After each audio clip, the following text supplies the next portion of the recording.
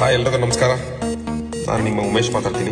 ಈ ಬ್ರಿಟಿಷರು, ಈ ಗುಲಾಮರು ಎರಡು ವಿಷಯನ ಬಿಟ್ಟು ಹೋಗಿದ್ದಾರೆ. ಏನಿಲ್ಲ, ಇಂಗ್ಲಿಷ್ ಅನ್ನೋದು, ಆಂಗ್ಲ ಭಾಷೆ ಅಂತ ಹೇಳ್ತೀವಲ್ಲ ಅದೊಂದು, ಹಾಗೇನೆ ಹೊಸ ವರ್ಷ ಅನ್ನೋದೊಂದು, ಹ್ಯಾಪಿ ನ್ಯೂ ಇಯರ್ ಅಂತ ಗುಲಾಮರು.